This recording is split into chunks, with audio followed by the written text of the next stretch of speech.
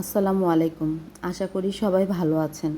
আজকে আমি আপনাদের সাথে একটি খিচুড়ি রেসিপি শেয়ার করতে যাচ্ছি। তো খিচুড়ি রান্নার জন্য প্রথমে আমি এখানে কিছু মুগ ডাল নিয়ে নিলাম।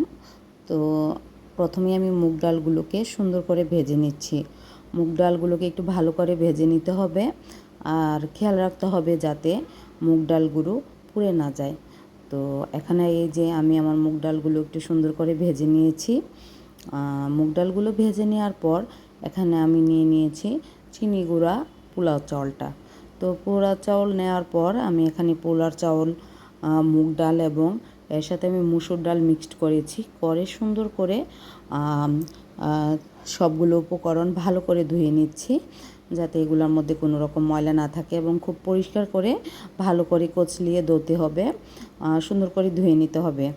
আর আজকে আমি খিচুড়িটা রান্না করব প্রেশার কুকারে। প্রেশার কুকারে কীভাবে ঝটপট খিচুড়ি রান্না করা যায় আমি আজকে আপনাদের সাথে সেটাই শেয়ার করতেছি। প্রেশার কুকারে খুব অল্প সময়ে 10 থেকে 15 মিনিটের মধ্যে আপনি বোনা খিচুড়িটা রান্না করতে পারবেন। এমনকি আপনি সকালের নাস্তাতে, সকালবেলায় খুব তাড়াহুড়া থাকে, এই সকালবেলা নাস্তাতেও আপনি ইচ্ছা করলে প্রেশার কুকারে এই খিচুড়িটা রান্না করে নিতে পারবেন। তো এখানে আমি চালগুলো সুন্দর করে, চাল আর ডালগুলো সুন্দর করে ধুয়ে একটা ঝুড়িতে পানি ঝরতে দিয়েছি, যাতে পানিটা ঝরে যায়, ডালে আর চালে যেন পানিটা না থাকে। তো এদিকে সুন্দর করে পানিটা একটা ঝুড়িতে আমি ঝরতে দিয়েছি। তো পানিটা ঝরে গেলে আমি প্রেশার কুকারে এই তো পেঁয়াজ, তারপর যেই মশলাগুলো আছে সেই মশলাগুলো সব করে সুন্দর করে কষিয়ে নিতে হবে। নেওয়ার পর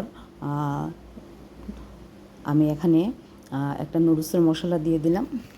এটা দিয়ে দেখতে পারেন, আমার কাছে খুবই ভালো লাগে এটা ইউজ করলে। তো এখানে দেওয়ার পর আমি ওই যে ধুয়ে রাখা চাল আর ডালগুলো সুন্দর করে দিয়ে দিলাম, দিয়ে খুব ভালো করে কষিয়ে নিতে হবে।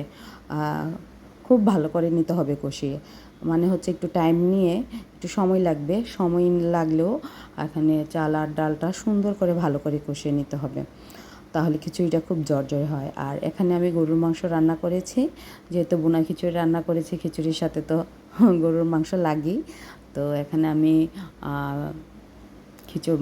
গরুর মাংস রান্না করে নিয়েছি। আর আমি যেই দিন এই খিচুড়ি আর গরুর মাংসটা রান্না করেছি সেদিন রাতে অনেক বৃষ্টি ছিল। তো সেই বৃষ্টি থেকেই আমি আসলে এটা রান্না করেছি। তো এই তো আমার খিচুড়ির ফাইনাল লুক, খুব সুন্দর ঝরঝরে হয়েছে। ধন্যবাদ।